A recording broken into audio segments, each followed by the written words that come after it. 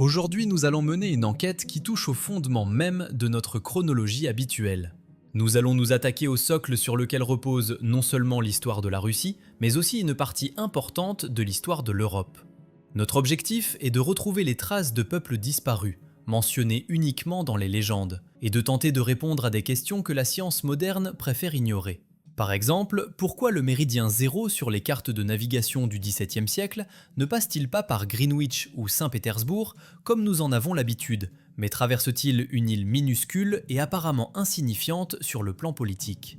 Les réponses pourraient s'avérer bien plus intrigantes que les lignes arides des manuels scolaires.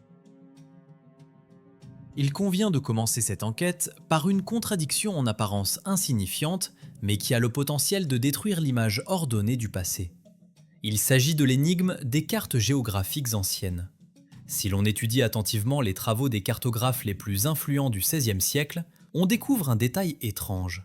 L'étendue d'eau au nord de l'Europe est désignée comme la mer de Mourmansk. Cela ne semblerait pas surprenant s'il n'y avait pas un fait historique incontestable.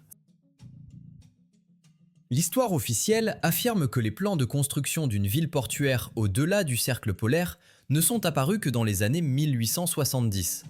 Les premiers géomètres ne sont arrivés sur ces lieux qu'en 1912, et 3 ans plus tard, le port maritime de Mourmansk et la colonie de Semionovski ont été fondés. Le 6 juillet 1916, l'empereur Nicolas II a signé une résolution pour nommer la nouvelle ville Romanov-sur-Mourman, qui a été rebaptisée Mourmansk après les événements révolutionnaires de 1917. La chronologie est ici limpide. La ville et le toponyme qui lui est associé n'existaient pas avant le début du XXe siècle. Pourtant, sur des cartes médiévales établies 300 ans avant ces événements, la mer porte déjà le nom de Mourmansk. Une question légitime se pose. Comment Gerardus Mercator, le plus grand cartographe de son temps, pouvait-il connaître un nom qui n'apparaîtrait que des siècles plus tard? Ou bien avons-nous affaire à une erreur qui a entraîné une chaîne de fausses interprétations historiques? Bien sûr, la science académique a une réponse toute prête, et elle est frappante de simplicité. Selon des historiens et linguistes reconnus, le mot mourman n'est qu'une forme déformée du mot norman. Soi-disant, cela signifie homme du Nord dans les langues scandinaves. En se basant sur la théorie de la mutation phonétique historique, on considère que le son N s'est transformé en M et que la voyelle O, dans la prononciation scandinave, sonnait plus proche d'un OU doux. Ainsi, Nourman serait devenu Mourman. Cette version semble convaincante si l'on ne pose pas trop de questions. Cependant, à y regarder de plus près, elle commence à s'effriter. La mer de Mourmansk est indiquée sur les cartes de Mercator, qui travaillait en Europe au XVIe siècle. Il est logique de supposer que pour composer ces atlas, il s'appuyait sur les travaux de navigateurs européens célèbres. La Russie, jusqu'au XVIIIe siècle, n'était pas considérée comme une grande puissance maritime, capable d'effectuer de longs voyages océaniques et de découvrir de nouvelles terres. Toutes les découvertes géographiques importantes de l'époque étaient faites par les Hollandais, les Portugais et les Espagnols. Par conséquent, Mercator puisait ces informations dans les journaux de bord des capitaines européens. Imaginons la situation. Un navire hollandais ou suédois contourne la Scandinavie et pénètre dans les eaux septentrionales. Les capitaines savent que des hommes du Nord, des Normands, vivent dans ces régions. Logiquement, ils auraient nommé la mer ouverte mer normande. Et Mercator, en scientifique méticuleux, aurait dû reporter exactement ce nom européen sur la carte. Mais il agit de manière totalement illogique et inscrit le mot Mourmansk. Cela donne l'impression qu'il a utilisé un nom russe déformé. Mais comment un cartographe du XVIe siècle pouvait-il le connaître, alors que les Russes n'ont commencé à peupler et à exploiter activement ces territoires que bien plus tard? Même si l'on admet l'incroyable, que Mercator ait eu accès par miracle à des sources russes ou à des écorces de bouleau de Novgorod, où la mer était nommée à la manière locale, nous nous heurtons à une autre impasse. Le fait est que dans la langue russe du XVIe siècle, le mot « normand » ne pouvait tout simplement pas exister dans le contexte qu'on nous impose. Selon toutes les chroniques, les nouveaux venus du Nord étaient appelés Vareg en Russie. Si Mercator s'était appuyé sur des données russes, il aurait été obligé de nommer la mer Vareg. Mais le cartographe n'utilise ni le normand européen communément admis, ni le varègue russe connu. Il écrit Mourmansk. Cela nous oblige à supposer que Mourmansk n'est pas simplement une erreur de traduction ou un jeu de sons, mais le nom d'un peuple ou d'un phénomène d'une partie de l'histoire qui a été soigneusement édité ou oublié. On a l'impression d'être au seuil de la découverte d'une histoire parallèle, où existaient des noms complètement différents et peut-être des peuples tout à fait différents, qui ne cadrent pas avec l'image officielle du monde. Pour comprendre qui étaient ces mystérieux Mourmansk, nous devons nous pencher sur ceux que les historiens ont placés à leur place, les Normands et les Vikings. Et c'est là que nous attend peut-être la falsification la plus massive des derniers siècles. Pour accepter la version selon laquelle la mystérieuse mère de Mourmansk n'est que le résultat d'une déformation du mot familier normande, il faudrait fermer les yeux sur trop de choses. La science officielle nous propose de croire en un hasard linguistique. Soi-disant, le son N s'est transformé en M et la voyelle a changé de sonorité en passant d'une langue à l'autre. À première vue, cette explication semble commode. Elle permet de ne pas réécrire les manuels et de préserver l'image habituelle du monde, où tous les noms géographiques ont une étymologie claire et compréhensible. Cependant, si nous commençons à démêler cet écheveau, le fil nous mène dans une impasse. Revenons à la figure du cartographe. Gérard Mercator était un savant avec une approche pédante des détails. En établissant ses cartes, il s'appuyait sur la somme de toutes les connaissances à sa disposition. Si nous supposons qu'il se guidait sur des sources européennes, les rapports du capitaine hollandais, anglais ou suédois, alors il ne pouvait être question d'aucun Mourmand. Dans la tradition occidentale, les habitants du Nord étaient appelés Normands, c'est-à-dire hommes du Nord. En naviguant le long des côtes de la Scandinavie, tout navigateur européen aurait inscrit dans son journal de bord le nom de mer normande, ou peut-être océan des hommes du Nord. Pour Mercator, il aurait été absolument naturel et logique d'utiliser ce terme communément admis. Mais il ne le fait pas.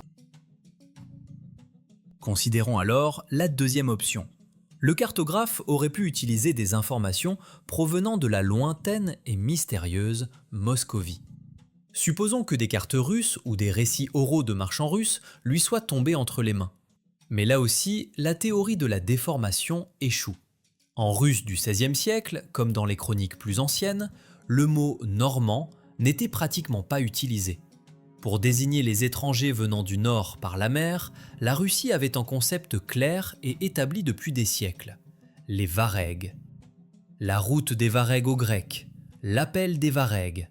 Ces phrases sont le fondement de l'historiographie russe. Si des Russes avaient parlé à des étrangers de la mer baignant les frontières nord, ils l'auraient appelé varègue. Et c'est ce nom que Mercator, en chercheur consciencieux, aurait dû translittérer en latin. Nous nous retrouvons face à une situation paradoxale. Le cartographe rejette le nom normand compris de toute l'Europe. Il ignore le nom traditionnel russe, varègue. Au lieu de cela, il inscrit sur la carte le mot Mourmansk, qui ne s'inscrit dans aucune des traditions linguistiques connues de l'époque. Ce mot est suspendu dans le vide, comme tiré d'une source dont nous ne savons rien.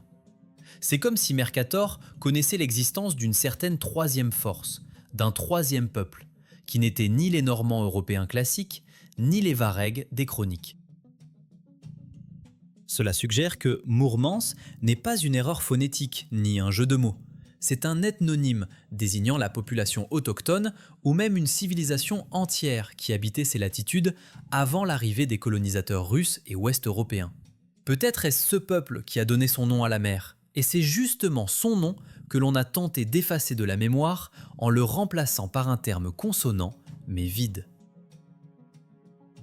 Pour comprendre qui étaient ces gens, nous devons examiner attentivement ceux que les historiens ont mis à leur place. Dans la version officielle de l'histoire, cette région appartient sans partage aux soi-disant Normands, que la culture de masse appelle communément Vikings. On nous dit que ce sont eux qui sillonnaient ces mers, pillaient les côtes et découvraient de nouvelles terres. Mais qui sont réellement les Normands ? Si l'on ouvre les dictionnaires et les encyclopédies, on voit des formulations étonnamment vagues. Les Normands sont un nom général pour des tribus. En France, on les appelait Normands. En Angleterre, Danois. En Irlande, Ostmen, homme de l'Est. En Russie, Vareg. Ce peuple n'a pas d'autodésignation unique, il est multiforme et insaisissable, comme un fantôme. Mais le plus grand mensonge ne réside même pas dans le terme normand, mais dans le mot qui est devenu aujourd'hui synonyme de guerrier nordique. Ce mot est viking. C'est derrière cette belle marque, très médiatisée, que se cache la véritable histoire du Nord, que l'on nous dissimule soigneusement. Nous avons l'habitude d'imaginer des guerriers barbus austères avec des casques à cornes.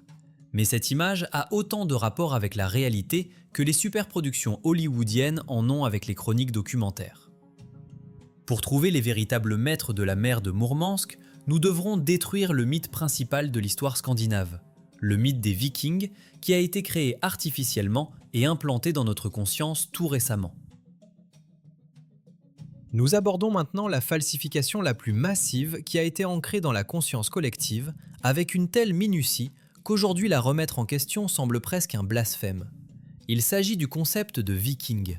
Ce terme est devenu si familier que nous le percevons comme une donnée historique inconditionnelle. Nous voyons des guerriers austères sur des dracars, entendons parler de l'ère des Vikings, achetons des livres et regardons des séries sur leurs exploits. Cependant, si nous rejetons la culture pop moderne et nous tournons vers les faits bruts des sources primaires, une découverte choquante nous attend. Dans les chroniques médiévales, aucun viking n'existe. Si nous prenons en main les annales franques, les chroniques anglo-saxonnes ou les registres ecclésiastiques allemands de ces années-là, nous n'y trouverons pas ce fier ethnonyme. Les moines et chroniqueurs européens, décrivant les attaques des agresseurs du Nord, utilisaient une terminologie complètement différente. Ils appelaient les attaquants pirates, païens, barbares, parfois simplement hommes du Nord ou danois. De ces textes émanent la peur et le mépris pour ces pillards cruels.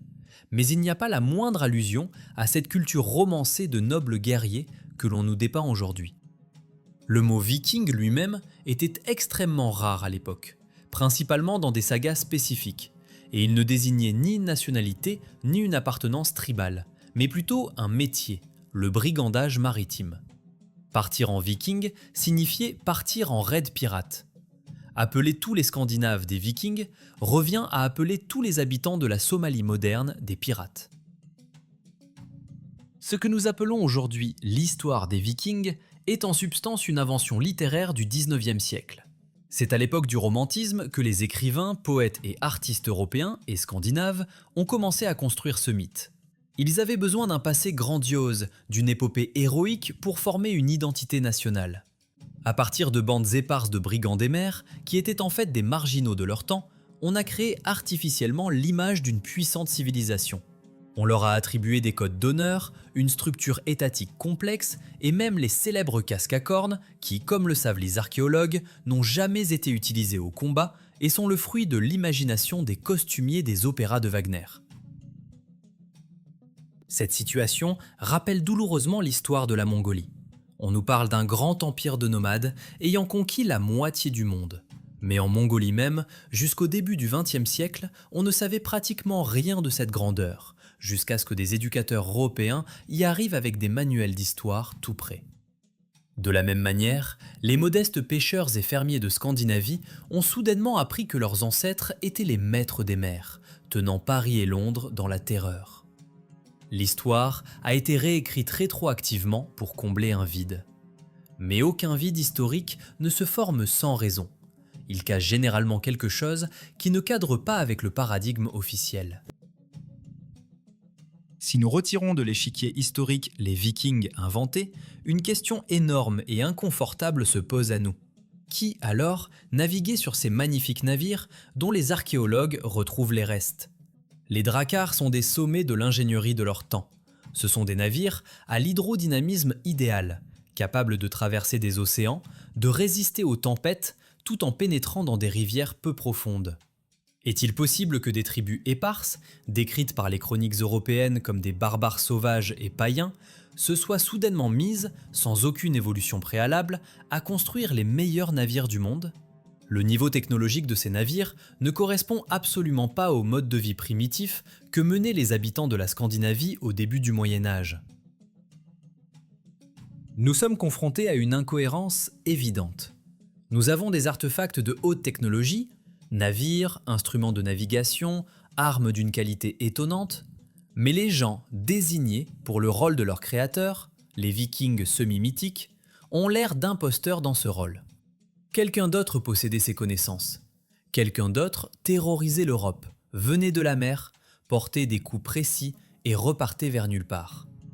Et ce quelqu'un disposait de ressources et de technologies inaccessibles aux habitants ordinaires des fjords. Pour trouver les véritables maîtres de ces mers et les créateurs de ces technologies, nous devons cesser de regarder les cartes modernes où le nord est limité par la côte norvégienne. La réponse se trouve là où la géographie officielle ne voit qu'un désert de glace. Il nous faudra revenir une fois de plus aux cartes erronées de Gérard Mercator et porter notre regard juste au-dessus de la péninsule scandinave, là où le cartographe du XVIe siècle a représenté des terres qui, selon la science moderne, n'ont jamais existé. Si nous nous tournons à nouveau vers l'héritage de Gérard Mercator, nous découvrons un détail qui laisse perplexe la plupart des chercheurs modernes. Sur ces célèbres cartes, outre les continents qui nous sont familiers et dont il a reproduit les contours avec une précision étonnante pour le XVIe siècle, un immense continent arctique est représenté. Ce n'est pas simplement une île ou une tache d'encre accidentelle, mais une terre dessinée en détail, divisée par de larges fleuves en 4 parties, avec une haute montagne au centre, située directement au pôle Nord. L'historiographie officielle, face à cette image, choisit la position la plus commode, celle de la moquerie condescendante. On nous dit que le grand cartographe, qui calculait avec une scrupuleuse précision mathématique les coordonnées des villes d'Europe, d'Asie et du Nouveau Monde, a simplement laissé libre cours à sa fantaisie dans le cas du Nord. Soi-disant, faute de données fiables, il aurait rempli l'espace vide par un beau mythe puisé dans les anciennes légendes de l'Hyperborée. Pourtant, cette approche semble extrêmement illogique. Pourquoi un homme dont le nom est donné à la projection utilisée en navigation jusqu'à ce jour déciderait-il soudainement de ruiner sa réputation en inventant un continent géant inexistant? Et pourquoi cette fantaisie semble-t-elle si géographiquement fondée? La réponse à cette énigme ne réside pas dans une erreur du cartographe, mais dans des changements globaux de l'apparence de notre planète survenus relativement récemment. La clé pour comprendre la carte de Mercator est le niveau de l'océan mondial. Si nous rejetons le dogme de l'immuabilité des lignes côtières au cours des derniers millénaires et admettons qu'il y a encore quelques siècles, le niveau de l'eau était nettement plus bas, le tableau change radicalement. Les données géologiques confirment que les profondeurs de l'océan glacial arctique, dans de nombreux endroits adjacents à l'Eurasie, sont infimes. D'immenses territoires du plateau continental sont aujourd'hui cachés sous la masse d'eau. Si nous abaissons mentalement, ou à l'aide d'une modélisation informatique, le niveau de l'océan de 150 ou 200 mètres, nous verrons d'énormes masses de terre commencer à émerger de l'eau. La célèbre Béringie, reliant l'Asie et l'Amérique, cesse d'être une hypothèse pour devenir une réalité. Mais le plus intéressant se produit dans le secteur européen de l'Arctique. Les archipels du Svalbard, de la terre François-Joseph, de la Nouvelle-Zambie et les plateaux autour de l'Islande s'unissent en territoire unique et vaste. Cette fameuse fantaisie de Mercator, lorsqu'elle est superposée à la carte du relief des fonds marins, acquiert soudain un sens physique. Ce que nous considérons aujourd'hui comme des îles éparses ne sont que les sommets montagneux d'une terre nordique engloutie. Il s'avère que Mercator n'a pas inventé ce continent. Soit il utilisait des cartes anciennes, établies avant la montée catastrophique du niveau de l'eau, soit il a lui-même connu la période où ces terres n'étaient pas encore complètement submergées. C'est précisément ici, sur ces étendues aujourd'hui inondées, que se trouvait la patrie de ces peuples mystérieux dont nous tentons de retrouver la trace. Ici vivaient ceux que Mercator appelait les Mourmans, et ceux que les légendes russes nomment la Tchoud aux yeux blancs. Ce n'était pas une poignée de sauvages survivant au bord de la glace, mais une civilisation développée disposant d'immenses ressources. Leur pays n'était pas un désert de glace. Le climat du passé, comme le montrent les études des restes de flore et de faune dans le pergélisol, était beaucoup plus doux. C'était une terre habitée et florissante, une véritable métropole nordique. On comprend maintenant pourquoi, si soudainement et de nulle part, des Normands ou des Varegs apparaissent dans l'histoire. Ce n'étaient pas des envahisseurs venus pour le profit, mais des réfugiés. L'eau montait, engloutissant leurs villes et leurs pâturages, forçant les gens à migrer vers le sud, vers les côtes rocheuses de la Scandinavie, qui n'étaient que la périphérie de leur empire mourant. Ils ont apporté avec eux les restes de leur technologie, y compris l'art de la construction navale, qui semblait être un miracle aux yeux des habitants locaux. Ces fameux dracars, qui ne pourrissent pas dans la terre, ont été construits par les mains des maîtres de cette civilisation disparue. Nous avons l'habitude de considérer l'histoire comme linéaire, mais devant nous s'ouvre l'image d'une catastrophe mondiale ayant effacé de la surface de la Terre un continent entier. La Tchoude est partie sous terre, comme le disent les légendes, où, en langage moderne, leurs territoires sont partis sous l'eau, et les survivants se sont dissous parmi d'autres peuples, ne laissant derrière eux que d'étranges toponymes, comme la mer de Mourmansk, et des artefacts impossibles à expliquer. Et si nous regardons attentivement ces artefacts, nous remarquerons qu'ils portent l'empreinte d'une culture effrayamment différente de tout ce que nous connaissons. Les traces matérielles de cette civilisation ont survécu, et leur analyse nous force à douter non seulement de la chronologie, mais aussi de qui étaient exactement ces anciens habitants du Nord.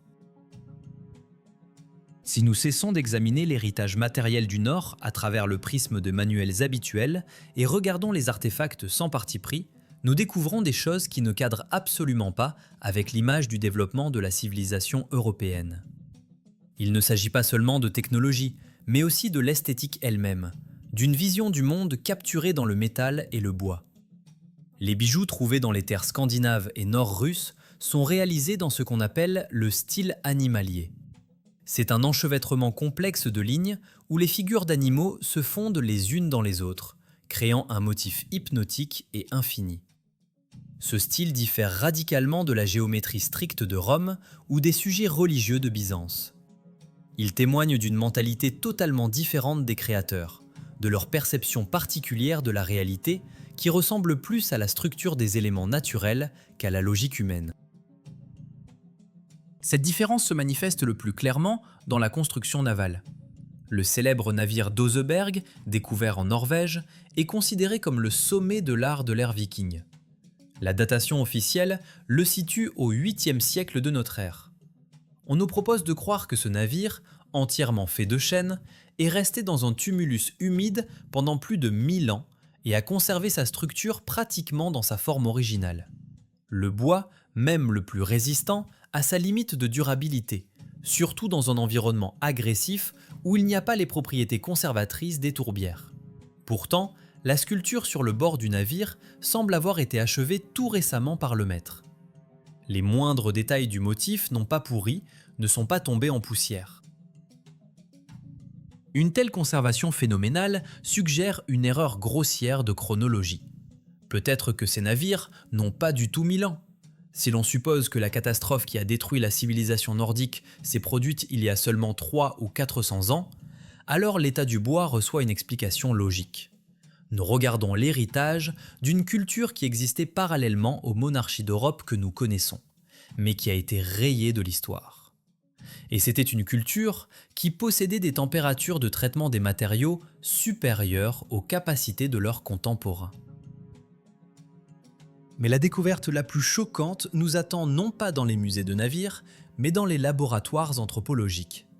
Pendant longtemps, les historiens ont évité de discuter en détail de l'apparence physique de ceux qu'ils appellent Normands ou Vikings.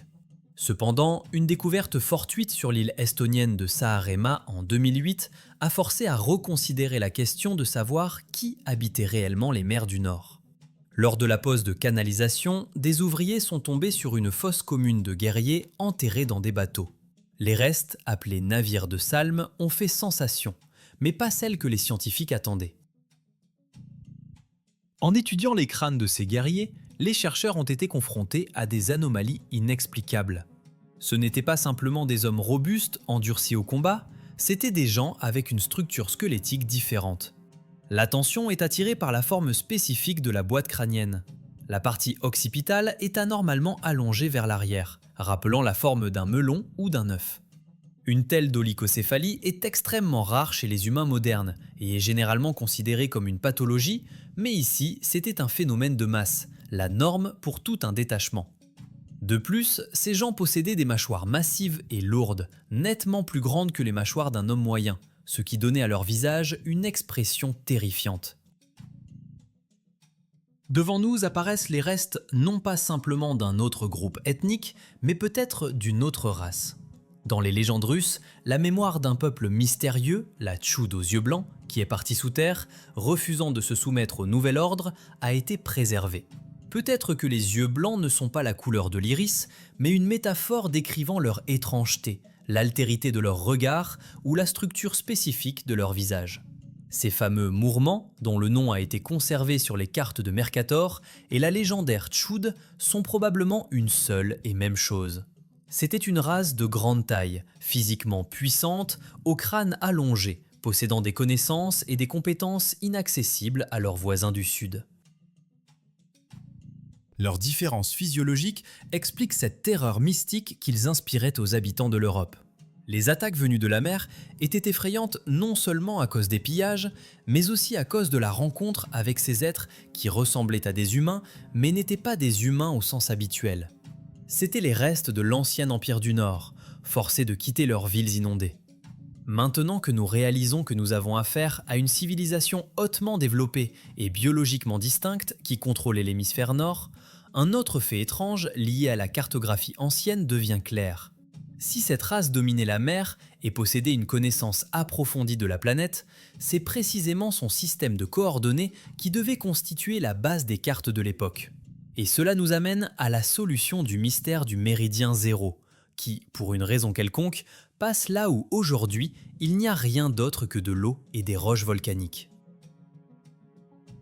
Et enfin, nous arrivons au dernier maillon de notre chaîne de preuves, à une énigme géographique qui est à la surface, mais que nous avons pris l'habitude d'ignorer. Si vous regardez n'importe quelle carte moderne, vous verrez que le point de référence du temps et de l'espace, le méridien zéro, passe par l'observatoire de Greenwich à Londres. Cela nous semble naturel car la Grande-Bretagne était la maîtresse des mers. Cependant, cette décision n'a été prise qu'en 1884 lors d'une conférence internationale. Jusqu'à ce moment, pendant des siècles, les cartographes utilisaient un système de coordonnées complètement différent.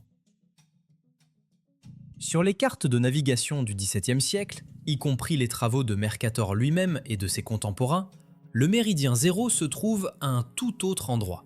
Il ne passe ni par Paris, ni par Saint-Pétersbourg, ni par Rome, les centres du pouvoir politique et religieux de l'époque. La ligne du début du monde traverse soit l'Islande, soit la minuscule île de Ferro, El Hierro, dans l'archipel des Canaries. Les historiens expliquent cela par le fait que Ferro était considéré comme le point le plus occidental de l'Ancien Monde. Mais pourquoi alors l'Islande figure-t-elle si souvent comme ligne axiale sur les globes anciens ? Du point de vue de la politique européenne de l'époque, l'Islande était une province reculée, une terre de volcans et de glace oubliée de Dieu. Pourquoi faire passer l'axe du monde par là ? La réponse devient évidente si nous acceptons l'hypothèse de l'existence d'une civilisation nordique développée, celle-là même que nous avons appelée le pays des Moorman. Pour eux, cette région n'était pas la périphérie, c'était le centre de leur empire. Le méridien zéro ne passait pas par l'Islande par hasard. Cette île, qui est le sommet de la dorsale médio-atlantique, est le seul grand morceau de terre restant du continent englouti dont Mercator nous a conservé les contours. L'Islande était probablement le centre sacré ou technologique de cette culture perdue. Ici, nous pouvons nous rappeler la légende du peuple Tchoud, qui est parti sous terre. L'Islande, avec son incroyable activité volcanique, ses geysers et ses failles de la croûte terrestre, convient parfaitement au rôle de lieu où existaient des entrées vers ces fameuses cavités souterraines. Peut-être que d'immenses tubes de lave et des grottes étaient utilisés par cette race comme abri ou artère de transport lorsque le climat a commencé à changer ou que le niveau de l'eau a commencé à monter de manière catastrophique. Le méridien zéro indiquait précisément cette entrée, le cœur de leur monde, qui continuait de battre même après que la majeure partie de la Terre eut disparu dans l'abîme. Il s'avère que ces cartes, utilisées par les navigateurs européens à l'époque des grandes découvertes géographiques, n'ont pas été créées par eux à partir de zéro. Elles ont été copiées. C'étaient des redessins de sources plus anciennes, hérités par l'humanité de cette même race de grande taille, aux yeux blancs et aux crânes allongés. Les Européens, ayant reçu ces connaissances, les ont simplement utilisées, sans comprendre pleinement la véritable signification des lignes tracées. Ils voyaient les contours exacts des côtes, mais ne savaient pas que la mer de Mourmansk était nommée en l'honneur des maîtres de ces eaux, et que le méridien zéro pointait vers la capitale d'un monde disparu. Toute l'histoire de l'ancienne Russie et de l'Europe médiévale est construite sur les ruines de cette civilisation. Nous avons occupé leurs terres, nous nous sommes appropriés leur technologie de construction navale, mais, incapables d'expliquer leur origine, nous avons inventé des contes de fées commodes. Nous avons inventé le mythe des Vikings sauvages mais nobles pour cacher le fait qu'il y a encore très peu de temps, peut-être seulement 300 ou 400 ans, une autre force intelligente existait à nos côtés. Une force qui a été effacée par un cataclysme naturel et la réécriture ultérieure de l'histoire. Les Romanov, les monarques européens et les scientifiques de cour ont tout fait pour effacer la mémoire de l'Empire du Nord. La ville de Romanov-sur-Mourman a été fondée au XXe siècle pour combler le vide sur la carte et légaliser un nom qui sautait aux yeux. Mourmans s'est transformé en un assemblage de sons incompréhensibles, et la grande tragédie du déluge a été masquée sous une évolution séculaire. Notre enquête d'aujourd'hui touche à sa fin, mais les questions demeurent. Nous n'avons fait qu'entrouvrir la porte de la chambre noire du passé. Les cartes de Mercator, les crânes étranges, le bois imputrescible des dracars et le centre du monde déplacé, tout cela fait partie d'une seule et même mosaïque. Nous avons encore beaucoup à repenser. Peut-être vaut-il la peine de regarder de plus près d'autres erreurs sur les cartes anciennes et ce qui se cache réellement dans les entrailles de la péninsule de Kola et de l'Islande. L'histoire qu'on nous enseigne craque de toutes parts, et à travers ces fissures, perce la lumière froide d'une vérité nordique oubliée.